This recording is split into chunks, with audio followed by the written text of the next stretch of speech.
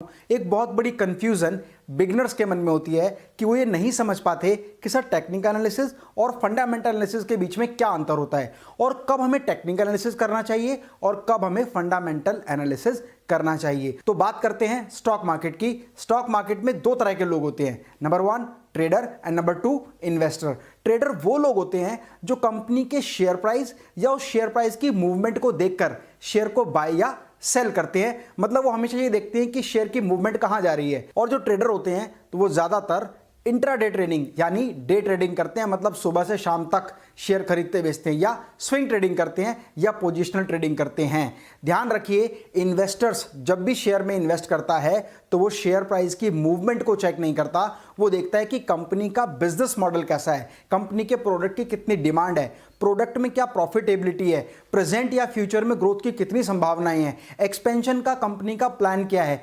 या बजट में गवर्नमेंट ने उस प्रोडक्ट, उस इंडस्ट्री या उस कंपनी के लिए किस तरह की पॉलिसीज बनाई हैं। इन्वेस्टर ज्यादातर लॉन्ग टर्म के लिए इन्वेस्ट करता है जिससे उसकी इन्वेस्टमेंट भी लंबे समय के हिसाब से ग्रो हो।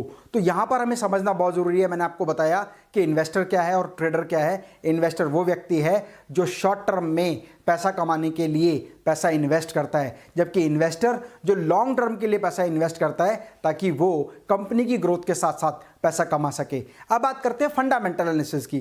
फंडामेंटल एनालिसिस का मतलब है किसी भी कंपनी का आधारभूत स्ट्रक्चर क्या है उसको एनालाइज करना। अब फंडामेंटल एनालिसिस को हम दो पार्ट में डिवाइड करते हैं, एक होता है क्वांटिटेटिव और दूसरा क्वालिटेटिव एनालिसिस।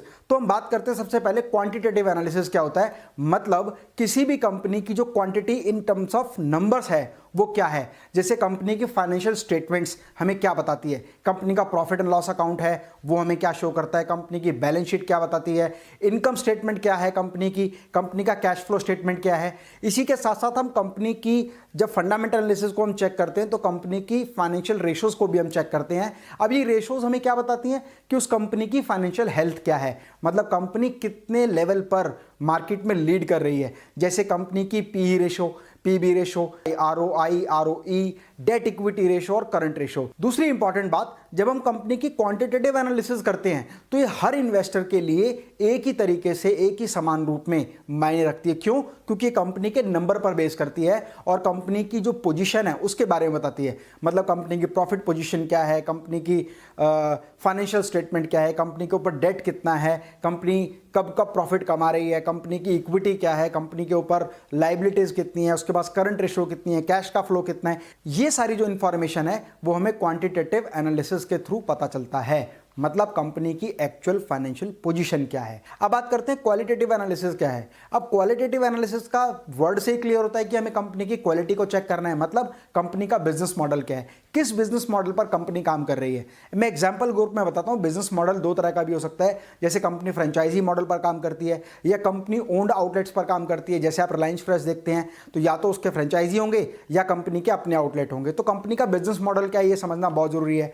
प्रोडक्ट और प्रोडक्ट की क्वालिटी या सर्विस है तो सर्विस की क्वालिटी किस तरह की है ये स्टडी करना बहुत जरूरी है जब हम किसी भी कंपनी की क्वालिटेटिव एनालिसिस करते हैं। कंपनी की यूएसपी क्या है, मतलब कंपनी का कौन सा यूनिक सेलिंग प्रपोजिशन है जिसकी वजह से कोई भी बायर उस कंपनी के प्रोडक्ट खरीदता है और इन्वेस्टर उस चीज को देखकर इन्वेस्ट करता है। कंपनी की कॉम्पिटिटिव स्ट्रेटेजी क्या है, मतलब जब अपने कॉम्पिटिटर से कंपनी कंपेयर की जाती है तो उसमें कंपैरेटिवली क्या डिफरेंस पाया जाता है। कंपनी का फ्यूचर ग्रोथ प्लान क्या है कि भविष्य में कंपनी ने क्या क्या प्लान बनाया आगे बढ़ने के लिए। कंपनी का जो मैनेजमेंट है उसका विजन क्या है ये भी चेक करना बहुत जरूरी है। कंपनी की ब्रांड इमेज क्या है। फ्रेंड्स, एक बात को ध्यान से समझ लीजिएगा कि हर इन्वेस्टर के लिए कंपनी की जो क्वालिटेटिव एनालिसिस होती है वो बिल्कुल डिफरेंट होती है, क्योंकि हर व्यक्ति का जो पर्सनल जजमेंट है वो उस पर डिपेंड करता है कि वो कंपनी के बारे में किस तरह का जजमेंट अपने माइंड में रखता है और फ्यूचर ग्रोथ के उसके हिसाब से मायने क्या हैं। कुछ लोग सोचते हैं कि कंपनी का फ्यूचर ग्रोथ का मतलब है कंपनी का बिजनेस 60%, 70% तक बढ़ जाए, 100% तक बढ़ जाए तो फ्यूचर ग्रोथ है।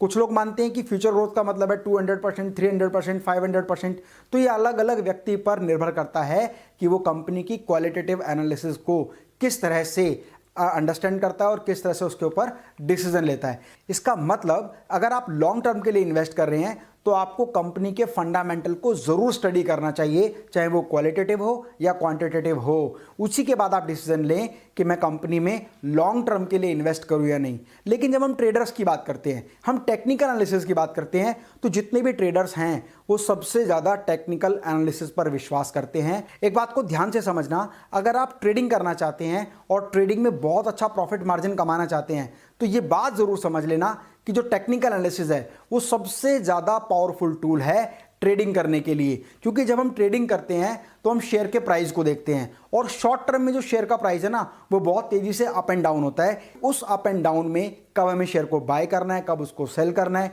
या कब हमें होल्ड करना है, ताकि हम ट्रेडिंग में ज़्यादा से ज़्यादा प्रॉफिट बना सकें और अपनी इन्वेस्टमेंट को तेजी से मल्टीप्लाई कर सकें। और हाँ, एक सबसे इंपॉर्टेंट बात जो आपको यहाँ पता होनी चाहिए अगर आप ट्रेडिंग करना चाहते हैं, तो ट्रेडिंग ना 3 तरह की थ्योरी पर चलती है। उनमें सबसे पहली जो थ्योरी है वो कहती है कि मार्केट डिस्काउंट एवरीथिंग ऑटोमेटिकली। मतलब टेक्निकल एनालिसिस में हमेशा ये माना जाता है कि जो मार्केट है वो हमेशा पहले से ही शेयर के जो प्राइस हैं वो फंडामेंटल एनालिसिस से प्रभावित होते हैं। मतलब जो भी फंडामेंटल्स कंपनी के चल रहे हैं उसी के हिसाब से मार्केट में उसका शेयर का प्राइस चल रहा है। इसीलिए हमारा पूरा ध्यान जो है ना वो फंडामेंटल एनालिसिस पे नहीं होना चाहिए, हमारा ध्यान होना चाहिए मार्केट के सेंटीमेंट्स पर। मतलब मार्केट का सेंटीमेंट किस तरह का है।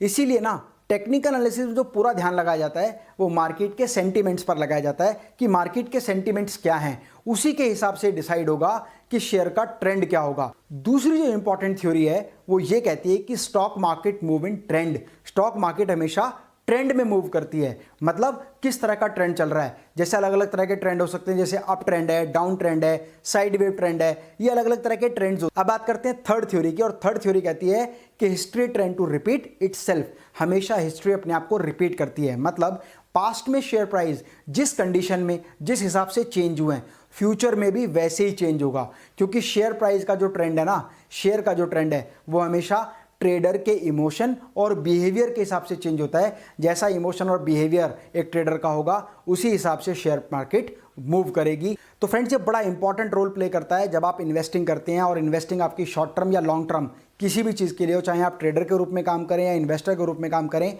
आपको ये समझना बहुत ज़रूरी है कि किस तरह से हम शेयर के प्राइस को एनालाइज करते हैं।